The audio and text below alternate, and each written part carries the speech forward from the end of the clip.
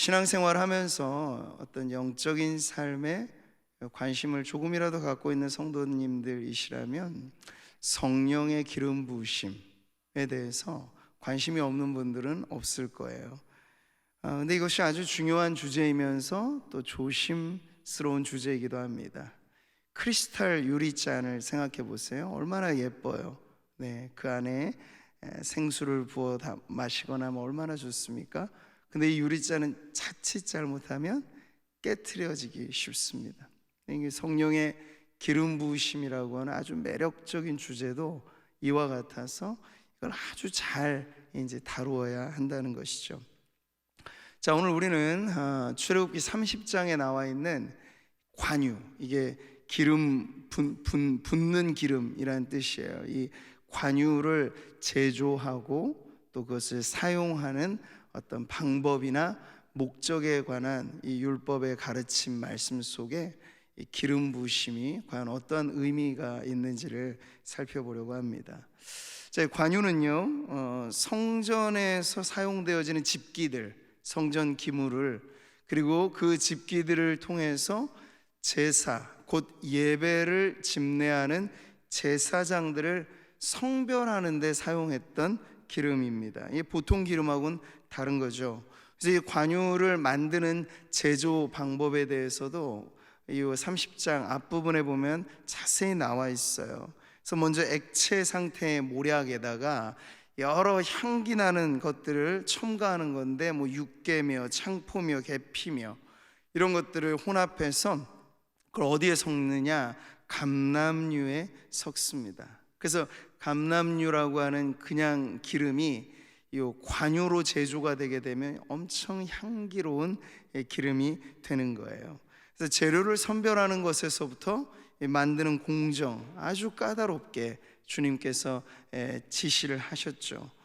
자, 근데 이것은 결국 하나로 단순하게 정리가 되는 건, 관유라고 하는 이 거룩한 기름을 만드는 데 있어서는 철칙이 바로 하나님 말씀대로 만들라는 거예요. 내가 혼합해봐서 이게 더 좋은데, 내 기호에는 이게 더 맞는데, 그게 아니고 하나님께서 말씀해 주신 재료를 가지고 배합하는 방식에 따라서 만드는 것이 관유 제조법의 제일 중요한 부분이었어요. 무엇대로 만들라고요? 하나님의 말씀대로 만들라는 거죠. 자, 그래서 이 관유가 그렇게 제조되면 이 관유가 부어지고 발라지고 하는 것들 안에 변화가 일어나게 되는 거예요. 실제 물질적인 변화가 일어나는 건 아니죠. 근데 영적인 변화가 일어나요. 하나님께서 그렇게 제조한 관유를 붓거나 바를 때 그것이 발라진 기물은 거룩한 기구로 하나님께서 변화시켜 주시는 거예요. 그러니까 보통의 도구들이, 평범한 기구들이 성구가 되는 거죠. 네. 그리고 보통의 사람들이 성직자가 되는 이런 변화들이 일어나게 돼요. 그래서 이 출애굽기 30장에 나와 있는 관유를 말할 때는 그냥 관유라고 말을 안 하고 거룩한 관유라는 말이 재차 여러 차례 이렇게 반복되어서 나옵니다. 자, 이 평범한 기름이, 이건 역시도 다른 것을 거룩하게 만드는 거룩한 기름이 되는 것, 그게 바로 하나님의 말씀대로 이루어지는 변화라는 걸 먼저 우리는 알아야 되겠습니다. 자, 그런데 하나님께서 그렇다면 이렇게 특별한 기름을 만들라 하신 이유, 그게 뭘까요? 이걸 까다로운 공정에 따라 만들게 하신 이유, 이것이 사용되는 게 아주 특별한 용도로 쓰여지기 때문에 그래요. 네, 여러분 댁에 가시면 뭐 포도유라든지 해바라기 씨유, 고급 요즘에 기름들 많잖아요. 근데 집에서 아무리 고급의 기름을 비교한다 그래도 이것과는 비교가 안 돼요. 그러니까 의미적으로 이것은 그냥 일상생활에 개인이 뭔가 향기를 나기 위해서 향수처럼 그런 용도로 쓰는 기름이 아니었기 때문에 주님이 이렇게 만들라고 하신 거죠. 특별한 용도가 있었어요. 바로 성전을, 성전 안에 있는 기구들을 거룩하게 변화시키는 일에 쓰이는 것이 관유의 가장 중요한 용도였다는 거죠. 29절을 보면 그래서 이 관유를 바르게 되면 그것들을 지극히 거룩한 것으로 구별하라. 그 구별되게 하는 거예요. 또 이것에 접촉하는 것은 모두 거룩하리라. 이런 변화들이 바로 이 관유가 사용되어지는 가장 중요한 용도라고 할 수 있는 거죠. 그러니까 집기만이 아니었어요. 이것이 사람에게, 아론과 그의 아들들, 이 제사장들에게 부어지게 되면요, 30절, 그들을 거룩하게 하고 그들이 내게 제사장 직분을 행하게 하는 그러한 직분의 감당함의 이 변화를 가져다 주는 거죠. 자, 그래서 여러분, 우리가 거룩함을 이해할 때 그것이 어디에서 가져왔느냐, 또 어떻게 생겼느냐, 그런 것보다도 첫 번째 원리가 뭐라 그랬죠? 하나님의 말씀으로 거룩해져요. 그러니까 하나님의 말씀대로 만든 이 관유를 부음으로써 평범한 집기들이 거룩해지고 평범한 사람들이 거룩한 제사장이라 그렇게 불려지게 된다는 것, 이게 가장 이 관유의 사용 방법의 중요한 내용이라고 할 수 있는 거죠. 물론 우리가 아는 것처럼 제사장, 특별히 혈통의 계보를 따라서 아론의 반차에서 나오는 제사장직은 그 혈통의 중요성도 물론 있습니다. 그러나 아무리 그가 아론의 자식이라고 하더라도 주님이 말씀하신 대로 거룩한 예복을 입고 거룩한 기름으로 부어지지 않으면 그는 거룩한 제사장이라 핏줄만으로 인정받지는 못한다는 거예요. 이게 매우 중요한 거죠. 그 사람이 거룩하냐 그렇지 않으냐, 이것이 거룩한 기구냐 아니냐를 결정짓는데 바로 이 관유가 쓰여지게 됐다 하는 그 용도를 우리는 보는 겁니다. 자, 이렇게 우리가 구약 성경에서 어떤 기물을, 어떤 사람을 거룩하게 구별시켜주는 이 기름 부음이 신약 성경으로 넘어오게 되면 어떻게 쓰여지게 되는가를 이제 보게 되는 거예요. 주로 예수님과 예수님의 몸된 교회의 기름 부음이라고 하는 그런 표현으로 쓰여지게 되죠. 사도행전을 보면 예수님의 공생의 그 사역에 대해서 이렇게 소개하는 말이 나와요. 같이 읽어보겠습니다. 하나님이 나사렛 예수에게 성령과 능력을 기름 붓듯 하셨음에 그가 두루 다니시며 선한 일을 행하시고 마귀에게 눌린 모든 사람을 고치셨으니 이는 하나님이 함께 하셨음이라. 아멘. 여기 그리스도께서 기름 부음을 받으셨다. 우리가 아는 것처럼 예수님의 공생의 개막에는 물 세례를 받는 사건은 있어요. 그런데 이렇게 제사장처럼 관유를 부어지시는 일은 없었어요. 근데 왜 그게 없이도 이제는 메시아로서 그리스도로서의 중보자의 사역을 감당할 수 있었는가?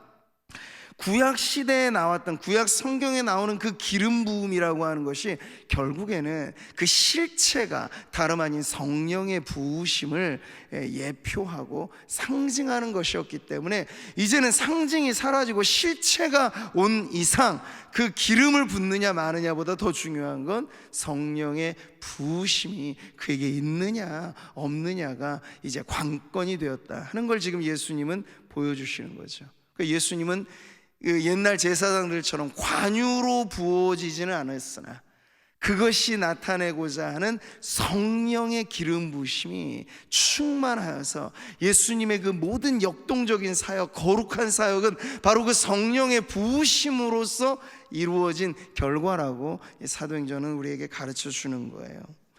예수님에게만 이것이 해당되느냐? 그렇지 않죠. 예수님의 몸된 교회도 마찬가지로 이런 기름 부으심에 대해서 성경은 말씀합니다. 요한일서를 보시죠.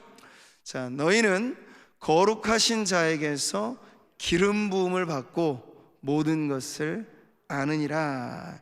이 말씀은 교회에게 해당되는 표현이잖아요. 우리가 어떻게 구원에 이르는 진리를 깨달을 수 있을까요? 이거 학교에서 학원에서 배워서 안 게 아니잖아요. 우리가 복음을 들을 때 신기하게도 우리에게 그게 깨달아지고 믿어진 거예요. 여러분, 믿어졌다는 게 여러분 기적이라는 거 아십니까? 똑같은 복음을 전해도 누군가는 믿는데 누군가는 못 믿어요. 이 차이가 그 사람의 어떠함에 있지 않아요? 오늘 말씀은 그 비결을 보여주죠. 성령의 기름 부으심이 우리로 하여금 진리의 말씀이 들릴 때 한 귀로 들리고 한 귀로 흘러나가지 않고 이게 싹 담아다가 이거구나 하고 믿음은 들음에서, 이 듣는 바 진리의 말씀이 믿음이 되게 하는 성령의 역사가 바로 기름 부으심이라고 지금 이렇게 표현되고 있는 거예요.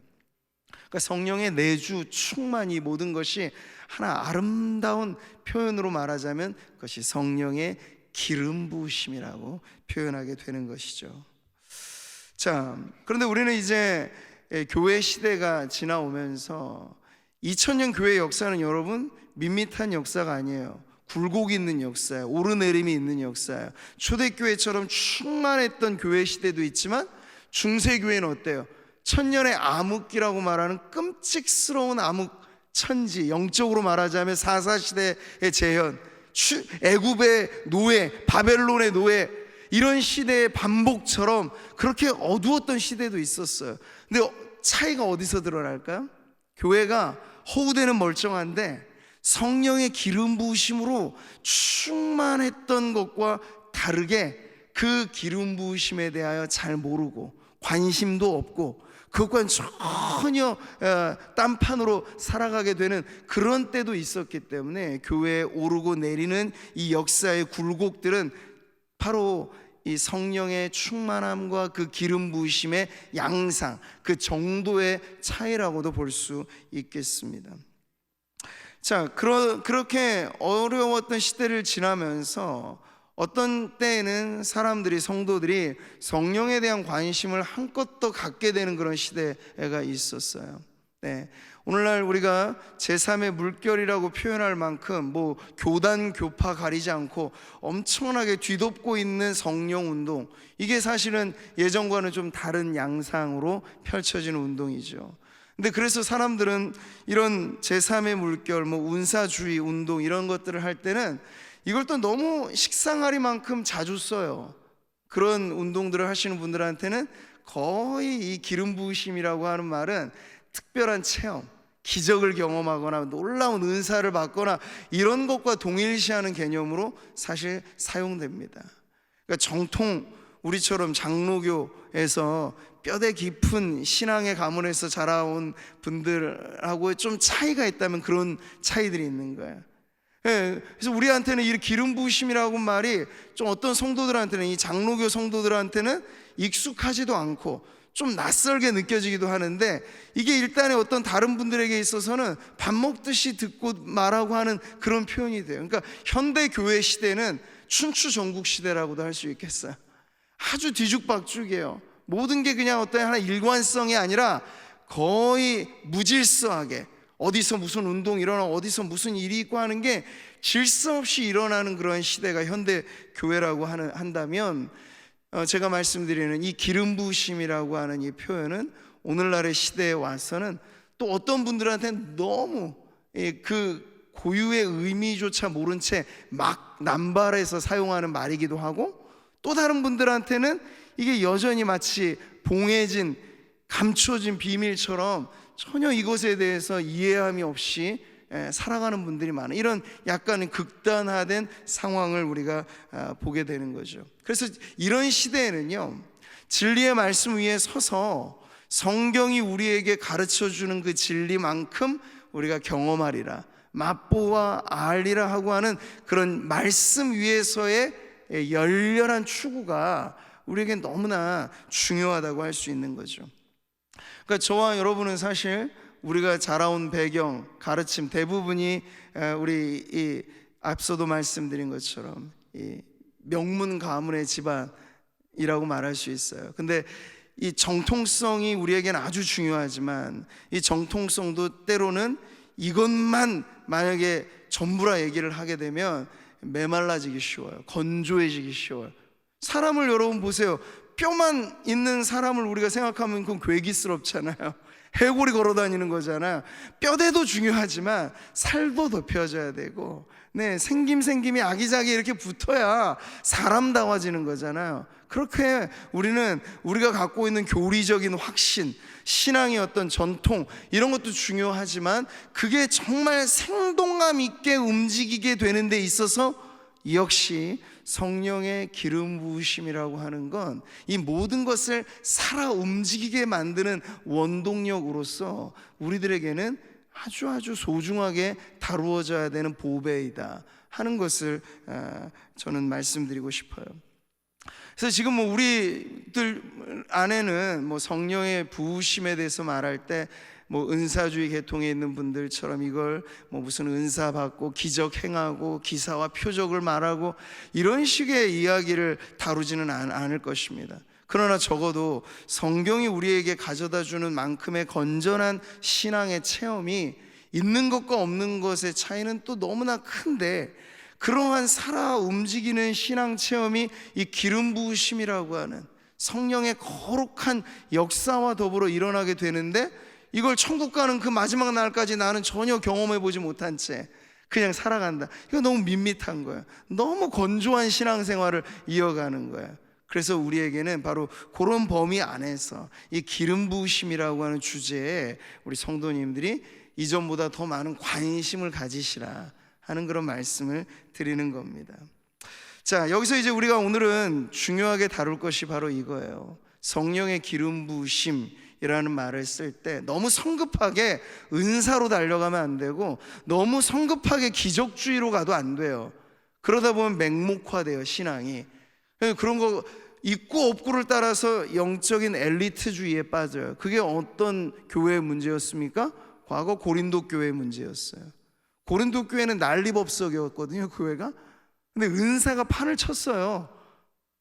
별의별 은사들이 가득했어요. 근데도 문제 많은 교회를 벗어나지 못하는 거야. 그 이유는 이 성령을 모시고 살아갈 때 뭐가 주고 뭐가 부다, 뭐가 핵심이고 뭐가 주변이다라고 하는 것에 질서가 없는 채로 무질서하게 신앙 체험만을 강조하다 보니까 바로 이런 문제에 빠져가게 된 거죠. 그래서 우리가 성령의 기름 부으심이 은사적인 측면이 있습니다. 능력 행함의 문제가 반드시 있습니다. 근데 그것만을 주로 다루는 게 아니고, 그보다 더 핵심에 있어서 이 기름 부으심은 과연 무엇을 우리에게 강조하는 내용인가를 먼저 알아야 한다는 거죠. 그래서 저는 오늘 결론의 내용에서 구약시대 그 관유가 상징하는 바, 그것과 이 신약시대로 넘어와 성령의 기름 부으심이 딱 하나로 연결될 때 우리가 핵심을 붙잡을 수 있어요. 그게 뭘까요? 바로 성령의 기름 부으심의 핵심 중에 핵심은 거룩함에 있다는 겁니다. 할렐루야. 거룩함이에요, 여러분. 거룩함이야말로 성도를 성도답게 만드는 것이고 교회를 교회다워지게 만드는 것이에요. 거룩함이 없는 상태에서 능력만 갖죠? 그러면 천박해져요. 매우 거칠어져요. 능력은 있는데 아나무인이 돼요. 교만해져요. 근데 거룩함을 담보로 해서 은사가 활용되게 되면 그 은사는 많으면 많을수록 좋아져요. 이 차이예요, 여러분. 은사를 내가 받느냐 마느냐를 가지고 너무 거기에 진을 빼지 마세요. 더 우리가 열렬하게 사모해야 되는 건 그 기름 부으심이 우리를 구별되게 만들 때 어떻게 거룩한 백성으로 구별되게 하는 부분을 여러분이 꽉 붙잡고 이것을 중심으로 해서, 왜 그러잖아요, 여러분? 뭔가를 이렇게 막 팔매질을 할 때 돌리면 원심력이라는 게 작용해. 밖으로 뻗어나가려는 힘이에요. 근데 이걸 그냥 아무데나 놓치게 되면 어디로 튈지 몰라요. 근데 이런 성도들이 많아요. 원심력은 있는데 구심점이 없어서 어디로 튈지 모르는 성도가 되면 안 되잖아요. 그러니까 여러분으로 하여금 우리의 신앙 체험과 별의별 많은 것들을 추구하시더라도 위태롭지 않은 신앙을 갖는 비결, 핵심이 여기 있어요. 거룩함의 중심을 여러분이 가지시기를 바랍니다. 성령이 우리 안에 역사하실 때 말 그대로 별의별 일이 일어나요. 성령은 제한받지 않으시는 하나님이시니까 우리가 올해부터 시작해서 성령에 대해서 많은 것들을 나누고 있는데, 결국 그게 성도들의 삶에 펼쳐지면 정말 얼마나 5만 가지 더 많은 이야기들이 성도들의 삶을 통해서 나타나게 됩니다. 근데 그것이 우리로 하여금 무질서하고 방종하게 하는 삶으로 나아가게 하지 않으려면 성령의 본연의 역사로서 거룩함이 우리로 하여금 우리의 신앙의 구심점, 중심의 자리에 놓여 있어야 한다는 거예요. 관유의 용도를 기억하십시오. 그건 나물 볶아 먹으라고 만든 게 아니에요. 관유의 용도는 딱 하나죠. 거룩하게 구별시키기 위해서. 그러니까 성령의 본연의 사역, 성령은 거듭나게도 하시고 깨닫게도 하시고 능력도 주시고 많은 것들을 하세요. 이 세상의 모든 일들이 다 성령의 역사라고 해도 틀리지 않을 만큼 성령님은 아주 많은 일들을 하세요. 근데 그 모든 성령의 역사는 거룩한 하나님으로서 일어나는 일일 때 우리가 거기서 확신을 얻을 수 있다는 것이죠. 네, 사랑하는 성도 여러분, 기름 부으심의 본래 의미, 그 중심에는 바로 거룩함이 놓여져 있습니다. 그래서 이 관유를 절대로 사적인 용도로 쓰지 말라는 게 율법의 핵심 명령이었어요. 33절이죠. 같이 보겠습니다. 이와 같은 것을 만드는 모든 자와 이것을 타인에게 붓는 모든 자는 그 백성 중에서 끊어지리라 하라. 내쫓아버리겠다는 거예요. 호적을 파버리겠다는 거. 이거 아주 심각한 경고죠. 관유를 잘못 사용하는, 원래 목적대로 사용하지 않게 되면 하나님 나라에서 추방시켜 버리겠다. 주님은 엄하게 경고를 하신 거죠. 그만큼 주님이 중요하게 이 율법을 통해서 또 오늘날 성경 전체를 통해서 우리에게 강조하시고자 하는 건 신앙생활의 이 모든 것이 거룩함을 잃어버리면 아무것도 아니라는 걸 말씀하시는 거예요.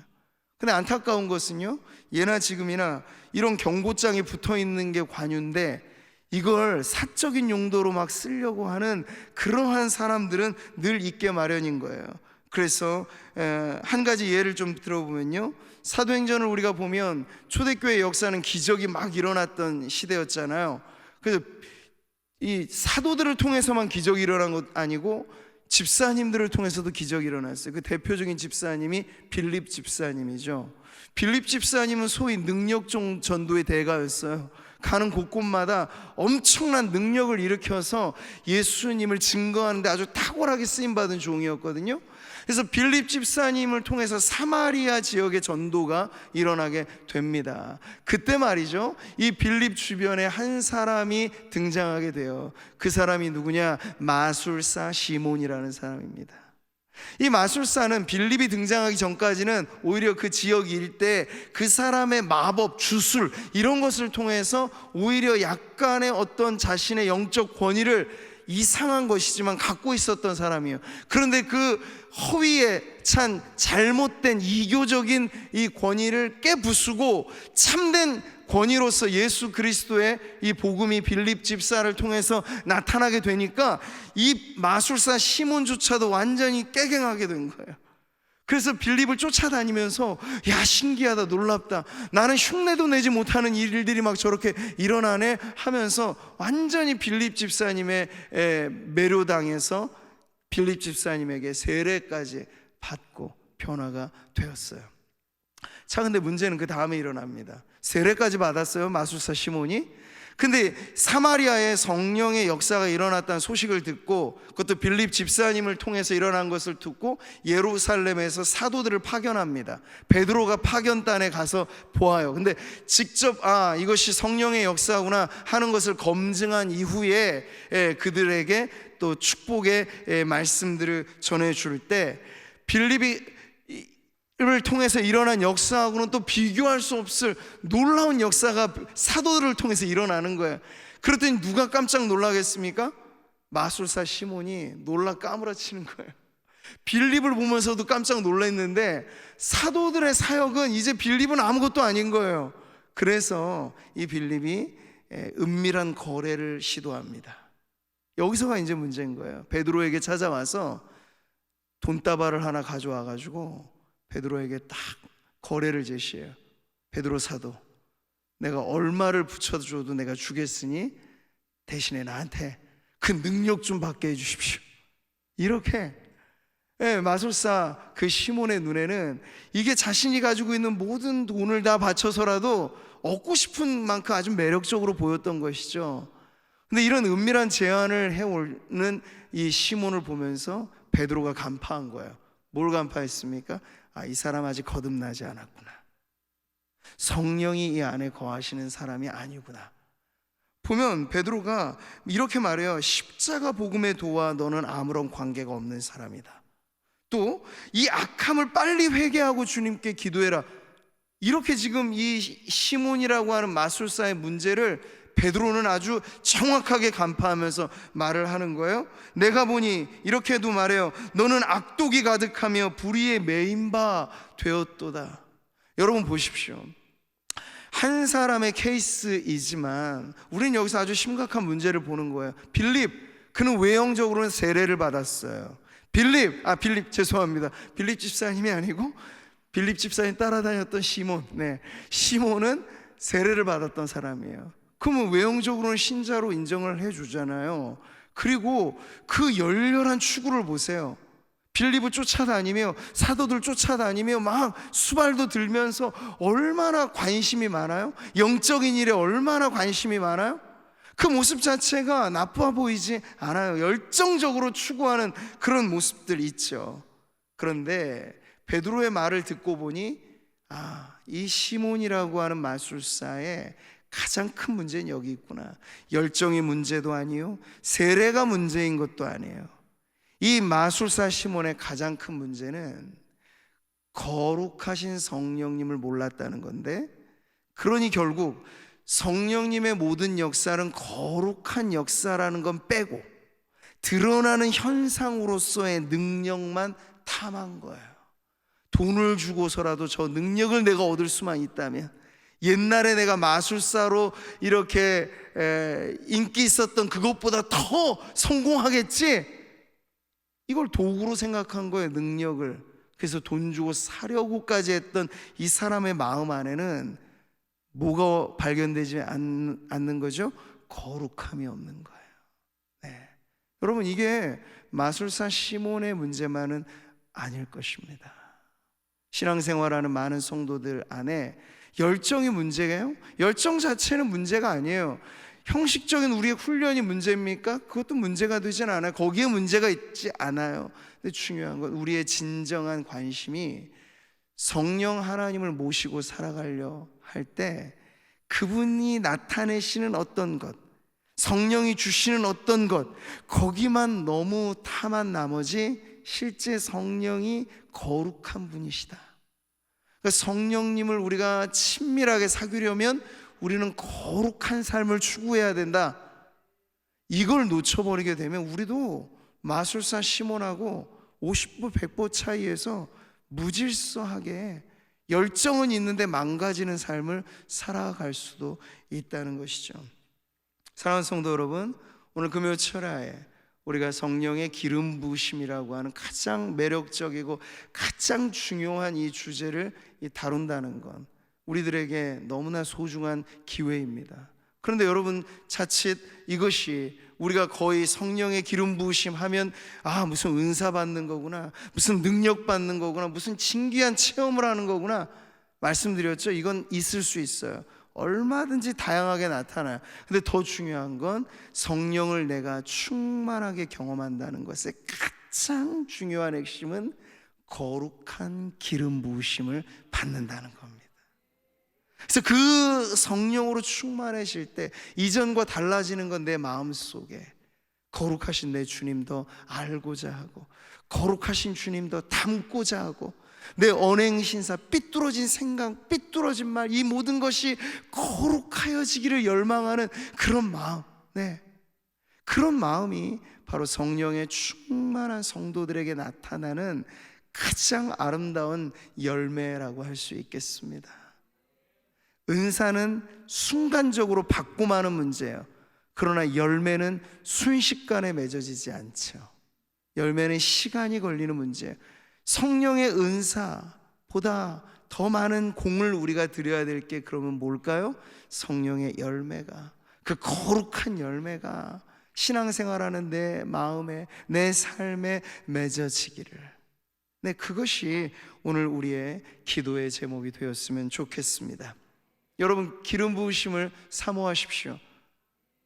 그러나 그 기름 부으심은 거룩한 기름 부으심이라는 걸 잊지 마시고 내가 사나 죽으나 주님의 것으로 사는 이는 한평생, 정말 그 구약 시대에는 특정 몇몇 사람들에게만 기름은 부어졌어요. 그런데 지금 우리는 성령 시대를 살고 있어요. 누구에게나 기름 부으심은 허락된 축복이에요. 근데 그 기름 부으심을 오용하는 사례들도 여전히 많아서 성령 받았다라고 말하면서도 거룩함을 알지 못하여 오히려 하나님의 영광을 짓밟아 버리는 그러한 인생이 되지 않도록 우리는 크고 작음의 능력치에 연연하는 것이 아니라 성령 모시고 살아가는 내 마음에서부터 내 삶의 이 거룩한 기름 부음이 마치 아론의 기름이 그 머리에서 옷깃까지 내림 같고, 그게 기름 부으심의 가장 아름다운 표현이잖아요.